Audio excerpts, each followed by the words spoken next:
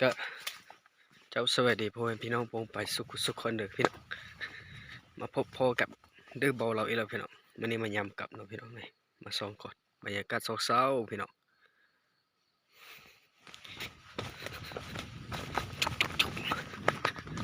แดดกำลังออกมาเนาะพี่น้อง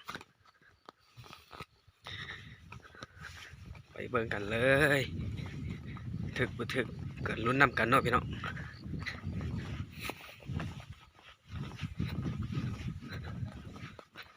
บ้านเฮากับซ้ำบ้านเฮานี่แล้วบ่ได้ช่วยลูลา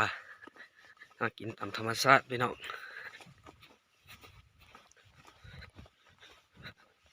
นะบรรยากาศเศร้าๆนกกำลังตื่นห้องโอ้พี่น้องเอ้ย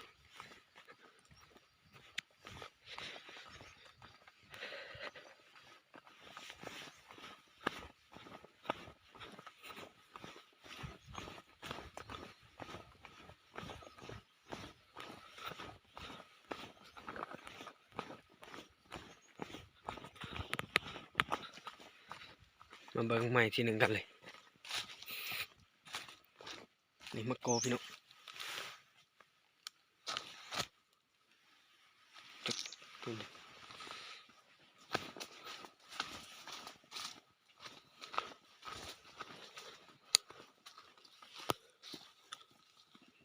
มาถึก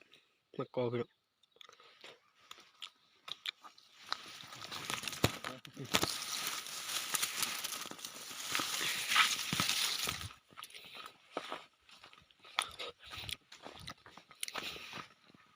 อันนี้ต้นมะโกเนาะคันแม่นอยู่ป่าเนี่ยโอ้กระโ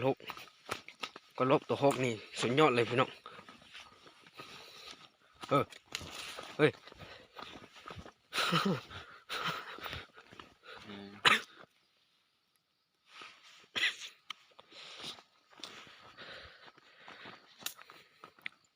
ส่วนสาเนาะพี่น้องอันนี้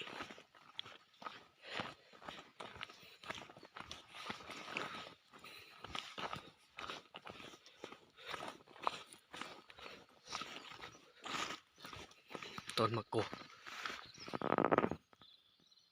กำลังสุกอยู่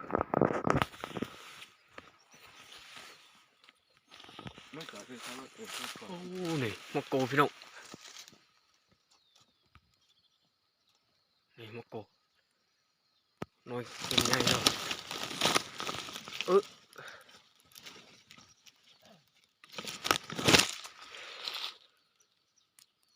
ยังโตอยู่ลุงโอ้เก่งใหญ่อันนี้นี่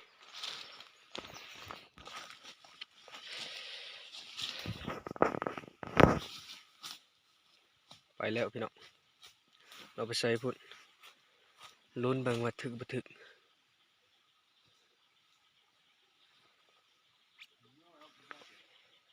บ่ถึกว่าซั่นโอ้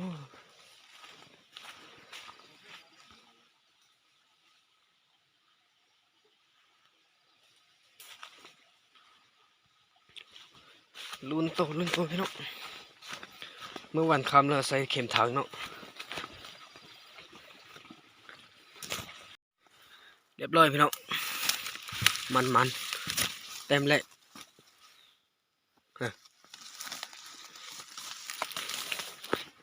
เต็มเล็กของเฮาโอ้ยบ่ถึกเว้ยบนทีมโอ้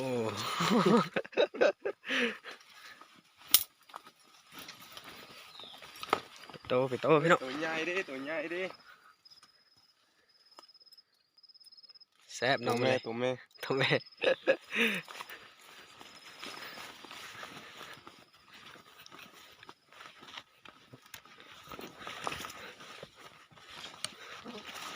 มันไปนำกันพี่น้อง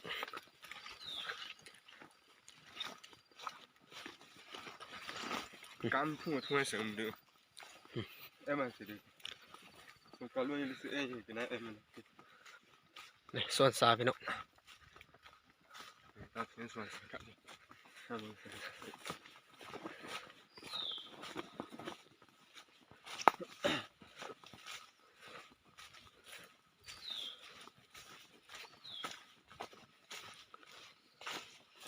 เอาลุ้น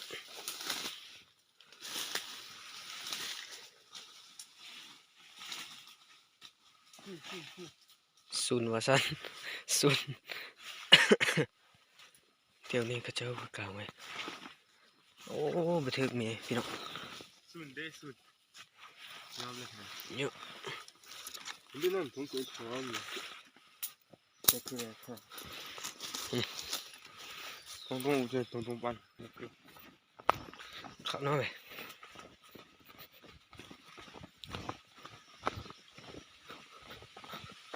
โอ้บ่ถึกแม่ เจ้าที่ เอ้าเกลือไป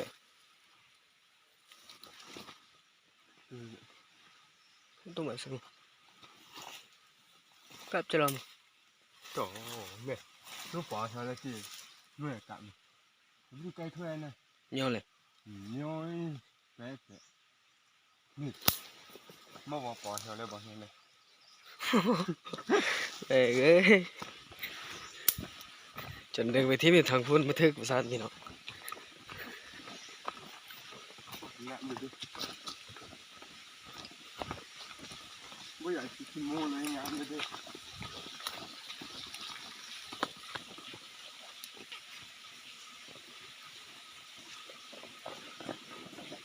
นี่แต่ให้เราช่วยเราก็จะอะไรสิ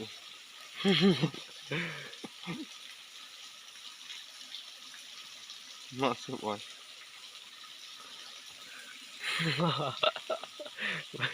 เบิ่งเพลินอะไรดอก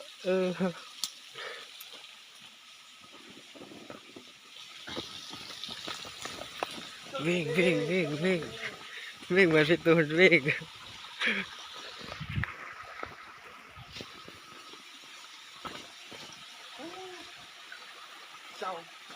มาเทกเดียว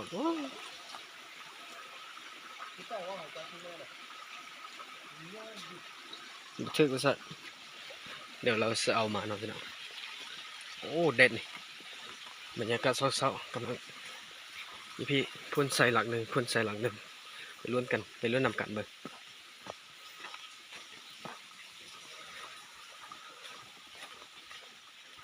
เรียบร้อยป่ะโอ้มาถึงเนี่ยในทางมันมานู่นไปใส่เบิดโอ้ถึกพี่น้องนี่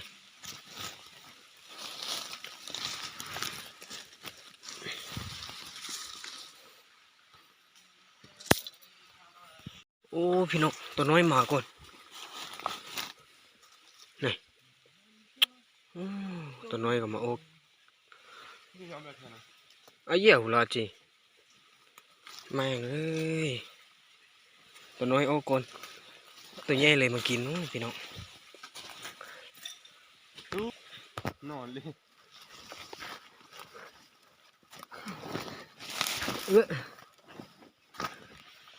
เรียบร้อยพี่น้องโอ้ตัวใหญ่ ตัวผู้ยังมีตัวลูก โอ้เมื่อยไร หมูปลาโลไอ้นี่มันหมูยังไง มาถึกน้องข่าวมาอุ้งแหล่ เนี่ยดูมันเลยเอาทีเลย ที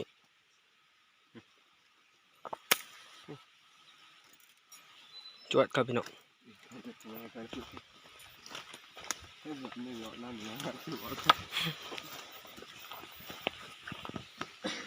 ไอตัวยังมี2 หลักแล้วหมดแล้ว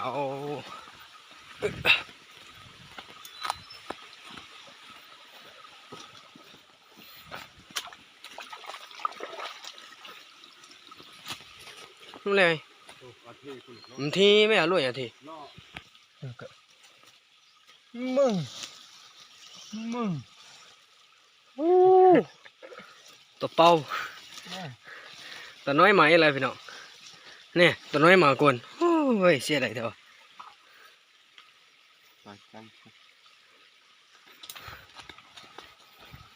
นี่ที่มึงจะเอาเนาะ เยี่ยหูแล้วคือไง เจ็ดตัวคืออะไรอย่าง 3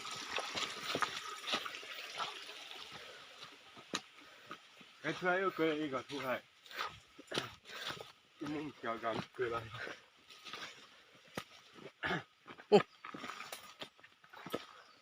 จะละ กลับบ่ใจอ่ะตู้ คือเหมือนของนี่ก็น่า ฮู้พี่น้องไม่ไรตั้งแต่ส่งตัวเนาะพี่น้อง บรรยากาศเลยพี่น้อง อ๋อสองก้อนครับ ก็ขอจบคลิปไว้เพียงเท่านี้เนาะเจอกันคลิปหน้าเด้อพี่น้องถ้ามาก็อย่าลืมกดไลค์กดแชร์เพื่อเป็นกำลังใจให้กับเด้อบ่าวเราเด้อพี่น้องเจอกันคลิปหน้าโอ้พี่น้องไม่ไร